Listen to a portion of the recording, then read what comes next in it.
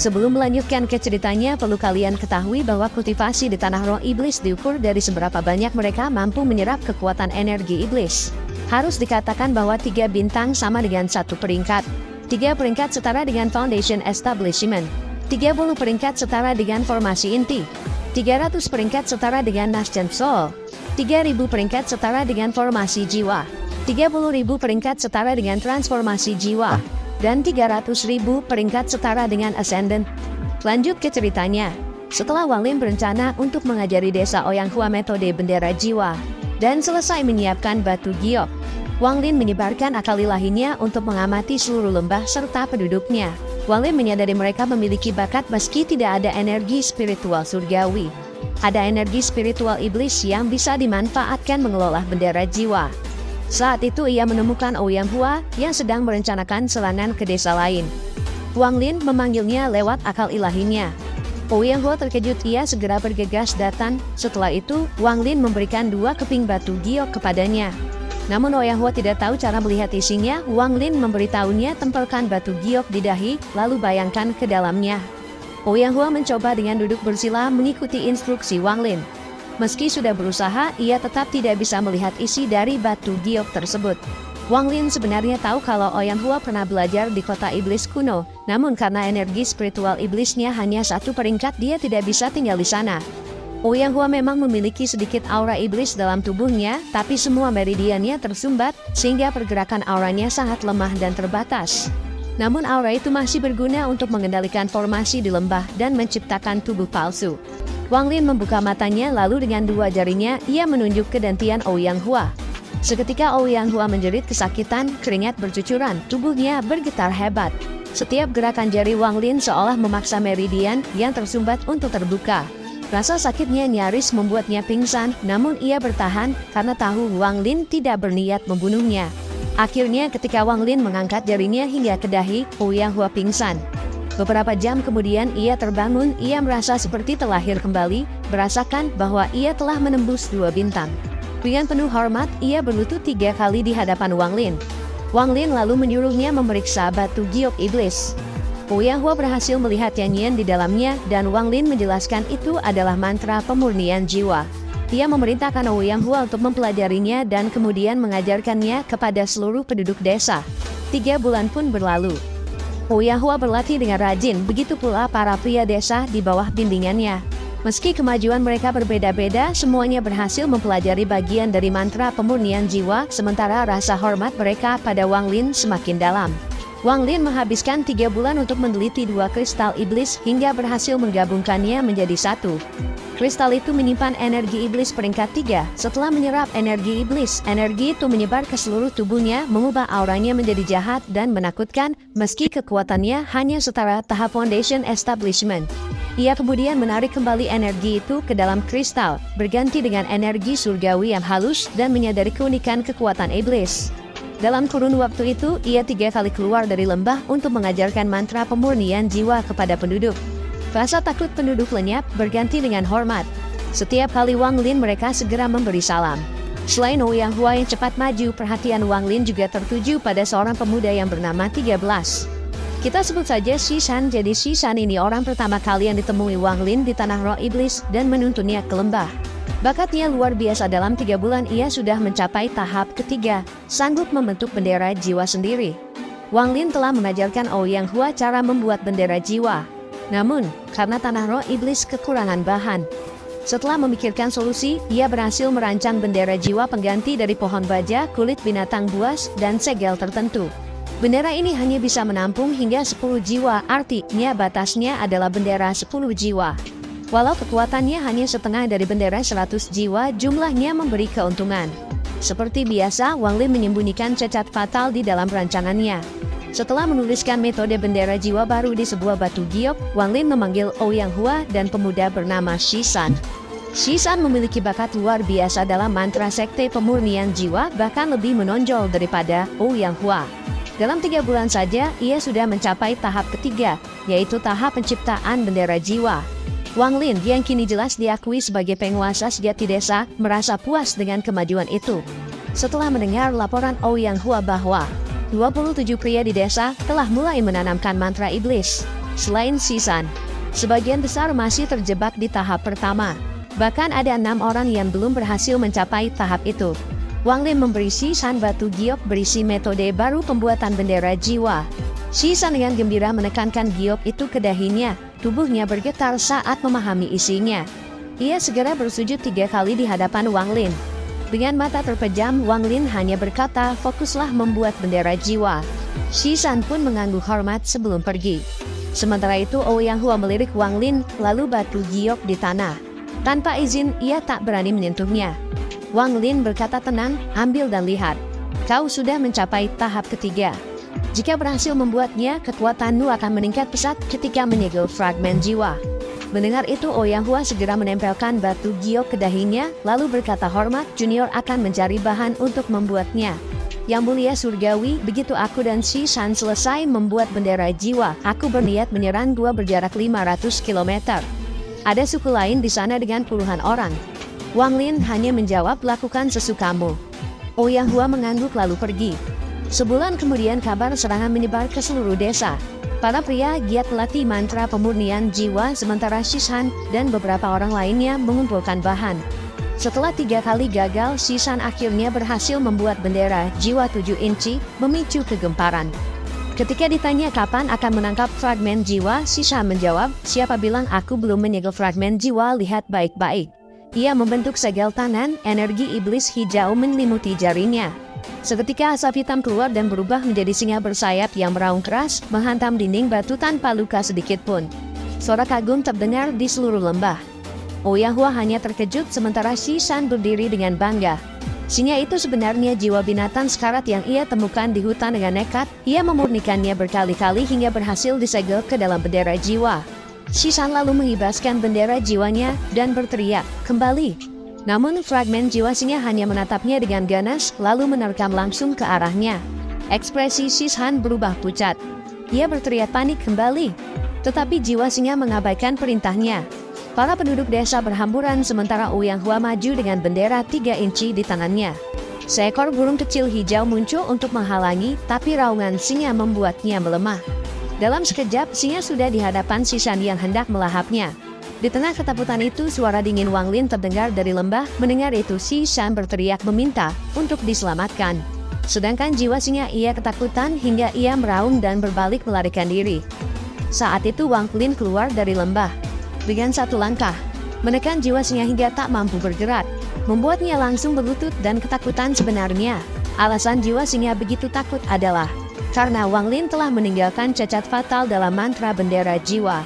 Semua jiwa yang disegel dengan versi modifikasi miliknya bisa ditekan sepenuhnya oleh Wang Lin. Wang Lin menekan jiwa singa dan memasukkannya ke bendera Shisan. Ia memperingatkannya lalu berkata, "Binatang ini lumayan jadi jiwa utama bendera 10 jiwamu. Tapi ingat, mantra pemurnian tak sepenuhnya mengendalikan jiwa, jadikan ini pelajaranmu." Setelah itu Wang Lin kembali ke kedalaman lembah. Sebulan pun berlalu. Di malam hari semua laki-laki desa berangkat menyerang dua musuh dipimpin Ouyang Hua dan Shisan. Wang Lin tidak turun tangan menjadikan ini ujian bagi mereka. Jika gagal, ia siap meninggalkan desa dan mencari peluang lain di kota iblis kuno. 5 hari kemudian, barisan panjang orang asing yang diikat dengan tali dibawa masuk ke lembah. Ada pria dan wanita muda. Di hadapan musuh, Shisan pertama kali memanggil jiwa singa untuk melahap ketua lawan, lalu memulihkan jiwanya dan menyegelnya ke bendera jiwa. Ouyang Hua tak mau kalah, ia lalu menyegel jiwa-jiwa musuh yang gugur. Setibanya di lembah, para tawanan dipaksa meminum cairan hijau berbau busuk, sup penghapus ingatan. Setelah itu penduduk desa membisikkan nama baru dan identitas suku mereka. Begitu sadar, para tawanan lupa masa lalu dan diterima sebagai anggota baru suku. Wang Lin hanya mengamati dengan akal ilahinya. Dari ingatan Lo Yun, ia tahu bahwa suku-suku kecil memperbanyak anggota dengan memaksa tawanan meminum sup penghapus ingatan. Sementara itu, yang ingin menemui Wang Lin dengan izinnya, ia masuk ke dalaman lembah dan menyerahkan sebuah kristal hitam. "Yang mulia surgawi, ini kristal iblis dari suku musuh." Wang Lin lalu mengambilnya, namun kristal itu agak kasar. Ia lalu meremukkannya. Ia menemukan kristal iblis ukuran ibu jari. Kristal iblis peringkat 2. Gumamnya sebelum akhirnya menyerapnya. Kristal itu segera menyatu dengan kristal iblis dalam tubuh Wang Lin, naik menjadi peringkat 5. Ia menatap Ouyang Hua mengeluarkan sepotong giok dan melemparkannya lalu berkata, "Ini tahap keempat mantra pemurnian jiwa. Karena jasamu, kau boleh belajar. Tapi ingat, jangan sekalipun kau mengajarkannya pada orang lain atau semua akan aku cabut kembali." Ouyang Hua menahan kegembiraannya, berlutut memberi hormat, lalu pergi. Wang Lin lalu bergumam ini adalah langkah yang tepat saat desa menyerap lebih banyak suku, kristal iblis yang kudapat akan meningkat. Dan semakin banyak yang mengolah mantra pemurnian jiwa, semakin cepat bendera 1 miliar jiwa kupulih di bawah pengaruhnya, suku berkembang pesat. Lelaki bertambah, wanita cantik diberi hadiah untuk Wang Lin oleh Ouyang Hua, namun ia menolak dingin. Ia juga memarahi Ouyang Hua yang sempat menentang wanita berkultivasi. Sejak itu semua orang di lembah, baik pria maupun wanita, berlatih gila-gilaan.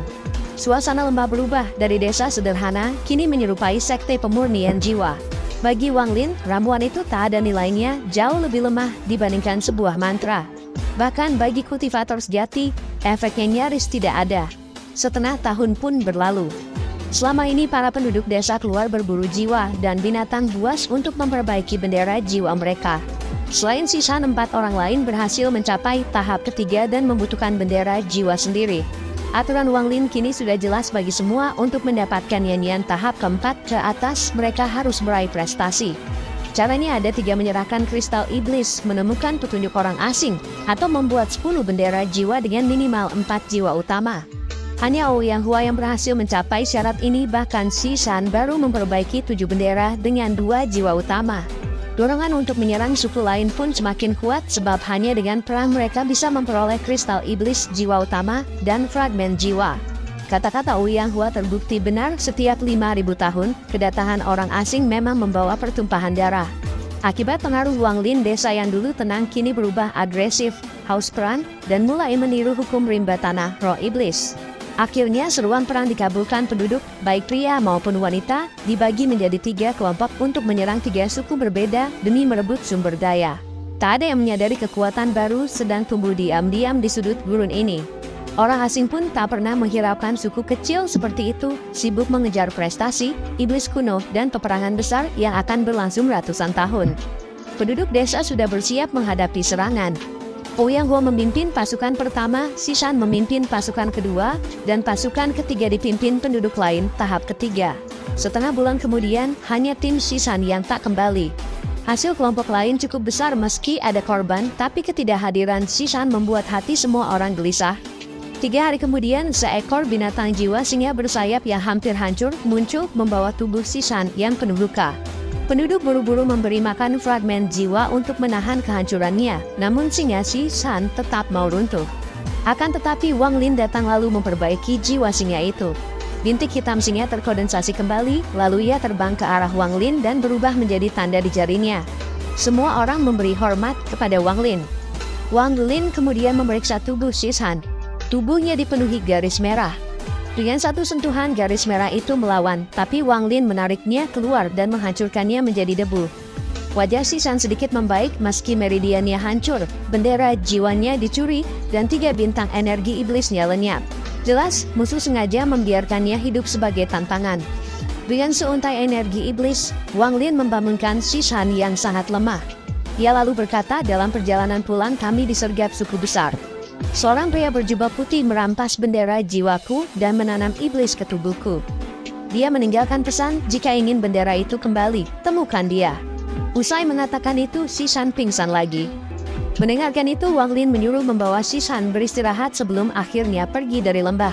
Wang Lin berpikir Si Shan awalnya pergi menyerang suku lain. Kalau ia tewas, bagi Wang Lin itu bagian dari hidup dan mati hal biasa bagi seorang kultivator. Namun yang terjadi berbeda saat kembali lewat wilayah musuh, mereka menyerang dan menanam iblis ke dalam tubuhnya. Musuh juga merusak meridiannya dan mencuri semua bendera jiwanya, lalu meninggalkan pesan, jika ingin benderanya kembali, carilah mereka. Tindakan itu bukan sekadar pembunuhan atau rampasan, itu sengaja menantang. Ia harus tahu siapa yang berani mengirimkan tantangan semacam itu. Dari pola mantra yang dipakai terhadap Si Shan, Wang Lin menilai lawannya kemungkinan berada di tingkat formasi jiwa. Wang Lin lalu pergi ke barat laut menuju dataran suku air surgawi, dataran luas yang dilindungi formasi kuno beradius 5 km, tempat suku besar bertahan hidup. Di sebuah rumah sederhana suku itu, dua tetua duduk minum teh, seorang pria berjubah putih dan seorang pria berjubah abu-abu. Pria berjubah putih santai menyisap teh, lalu mengaku akan kembali ke kota iblis kuno esok hari karena tak bisa lama-lama meninggalkan tugasnya. Pria berjubah abu-abu lalu berkata, "Kau melukai murid seseorang dan mengambil bendera kecil mereka. Jika mereka datang, apa yang harus aku lakukan?" Pria berjubah putih tersenyum dingin lalu mengatakan, "Gunakan formasi untuk membunuh mereka." Pria berjubah abu-abu keberatan orang-orang itu bukan sembarang orang, hampir semuanya memiliki satu bintang energi spiritual iblis dan telah mempelajari mantra iblis, terutama sang pemimpin. Dengan bendera itu mereka bisa mengendalikan roh iblis. Membiarkan pemimpin hidup sebagai tantangan adalah tindakan berbahaya. Pria berjubah putih tertawa lalu mengatakan kalau dia adalah penjaga kehormatan di bawah jenderal sayap kiri kota iblis kuno. Ia sengaja memancingnya jika pemuda itu datang, bagus untuk mengetahui rahasia penggunaan benderanya. Jika tak datang, ia akan mengikuti jejak yang ditinggalkan dan mencurinya. Penatua berjubah abu-abu bertanya, apakah bendera jiwa pemuda itu palsu? Mata pria berjubah putih menyala dingin dan berkata, bukan palsu, hanya tak lengkap. Seharusnya ada yang lebih banyak. Pria tua berjubah abu-abu itu terdiam, merenung dalam hati. Ia tidak pernah menyukai anggota sukunya yang pergi ke kota iblis kuno dan meraih jabatan di sana. Namun tiba-tiba Wang Lin datang dengan memancarkan aura iblis yang menekan. Energi spiritual celestial di tubuhnya melonjak ketika ia berdiri di udara. Satu langkahnya saja memicu gelombang kejut yang menggema ke segala arah. Akan tetapi cahaya riak hijau muncul melingkupi area 5 km. Kekuatan besar langsung menekan Wang Lin. Wang Lin mengeluarkan kekuatan jari kematian untuk melawannya. Ketika jarinya bertabrakan dengan riak hijau di udara, riak itu langsung terbelah hingga akhirnya berhasil dihancurkan. Wang Lin melayang di langit, menatap dingin ke arah suku di bawah. Semua orang keluar rumah dengan ketakutan. Sedangkan pria berjubah abu-abu menyesal karena sukunya menyinggung orang yang tidak boleh ditentang. Orang ini mampu meniadakan kekuatan formasi hanya dengan satu jari, jelas kultivasinya sangat tinggi. Sedangkan pria berjubah putih menatap Wang Lin dengan mata penuh ketidakpercayaan. Kenapa orang sekuat ini muncul di negeri terpencil ini? Kekuatannya hampir setara dengan para penatua di kediaman Jenderal Iblis. Aku tak mungkin jadi lawannya. Suara Wang Lin bergema di udara dan berkata, siapa yang berani menantangku? Keluar! Pria berjubah putih lalu berkata, siapa kau? Aku adalah Diaken Jenderal sayap kiri dari kota iblis kuno. Wang Lin menatap pria berjubah putih dan langsung menuduhnya karena merasakan aura bendera jiwa. Pria itu mengakuinya dengan angkuh dan menantang Wang Lin untuk menghancurkan formasi jika ingin merebutnya. Dengan dingin Wang Lin mengeluarkan kapak pemecah surga. Ia mengayunkan kapak raksasa itu berkali-kali ke formasi. Namun formasi tersebut terlalu kuat, setiap serangan justru terserap dan memperkuat formasi, menciptakan siklus tak berujung. Pria berjubah putih sempat pucat dan menyesal, tapi setelah melihat formasi bertahan, ia kembali percaya diri. Pria berjubah abu-abu pun merasa lega karena formasi itu memang nyaris tak tertembus. Wang Lin tetap tenang. Ia menyadari formasi ini tak bisa ditembus dengan paksa dalam waktu singkat. Namun, tatapan pria berjubah putih mengejeknya. Dengan tenang, ia mengubah strateginya. Wang Lin mengendalikan kapalnya untuk menghantam tepi luar formasi, lalu menggali tanah di sekitarnya. Kapal bergerak cepat di bawah tanah, membentuk lingkaran besar yang mengelilingi seluruh area 5 km itu. Melihat hal itu, pria berjubah putih terkejut. Ia tidak mengerti apa yang sedang Wang Lin rencanakan. Wang Lin mengerahkan kekuatannya. Dengan teriakan keras, ia memerintahkan tanah selebar 5 km yang dilindungi formasi untuk bangkit. Getaran dahsyat mengguncang bumi hingga akhirnya seluruh tanah beserta formasinya terangkat ke udara. Penduduk desa panik ketakutan. Penatua berjubah abu-abu jatuh lemas menyebut Wang Lin sebagai orang gila, sementara lelaki berjubah putih hanya bisa gemetar tak percaya dengan cara Wang Lin memecahkan formasi. Dengan dingin Wang Lin mengendalikan daratan raksasa itu dan mulai membawanya pergi. Dari bawah, tubuhnya bagaikan raksasa yang mengangkat tanah seluas 5 km sambil berjalan cepat. Beberapa jam kemudian, ia tiba di lembahnya sendiri. Penduduk desa dipimpin Ouyang Hua segera keluar menyambutnya, tetapi mereka semua tertegun menyaksikan pemandangan luar biasa. Wang Lin membawa sebidang tanah raksasa yang masih diliputi cahaya hijau dari formasi. Wang Lin mengaktifkan bendera 1 miliar jiwa, melepaskan 6 jiwa utama termasuk Qilin. Dengan darah esensinya, bendera membesar dan membungkus tanah seluas 5 km. 6 jiwa utama lalu memuntahkan api ungu yang sangat kuat hingga setengah wilayah itu hancur dan tersisa tanah merah. Tetapi formasi masih bertahan karena perlindungan cahaya hijau. Wang Lin menatap dingin ke arah suku itu sebelum kembali ke lembah sambil berkata, "Kalian memilih bersembunyi seperti kura-kura. Maka selama 7 hari 7 malam aku akan menyempurnakan formasi ini. Saat itu segalanya akan berada di bawah kendaliku." Sedangkan penduduk lembah yang menyaksikan hal itu semakin kagum.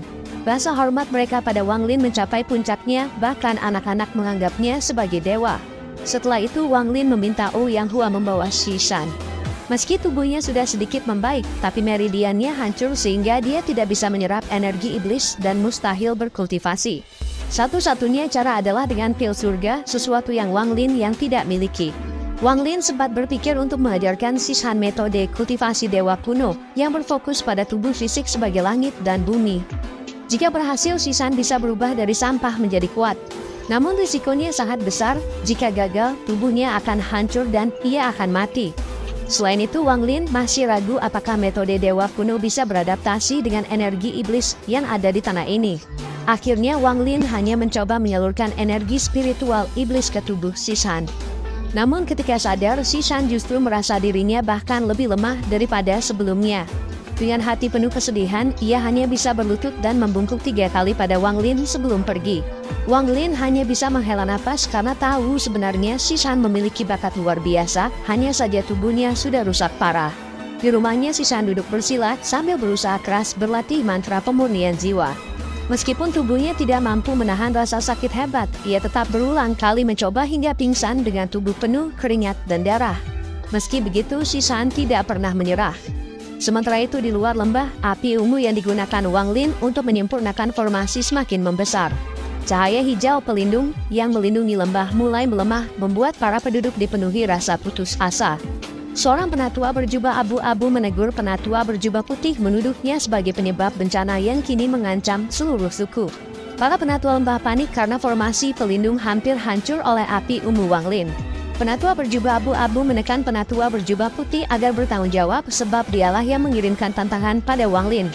Dengan terpaksa, penatua berjubah putih maju dan menantang Wang Lin secara langsung demi menyelamatkan sukunya. Namun dalam sekejap, Wang Lin berhasil menangkap dan membunuhnya, lalu menyegel jiwanya ke dalam bendera 1 miliar jiwa. Tubuh penatua itu pun dibakar hingga menjadi abu. Setelah itu, Wang Lin mengendalikan tanah seluas 5 km dan memindahkannya ke dekat lembah. Ia kemudian memerintahkan agar formasi segera dibuka. Penatua berjubah abu-abu yang ketakutan akhirnya menyerah, menghapus formasi, dan tidak lagi berani melawan. Sebelum pergi, Wang Lin hanya memberi perintah singkat, Ouyang Hua harus menambahkan anggota suku baru. Setelah itu ia kembali menghilang ke dalam lembah.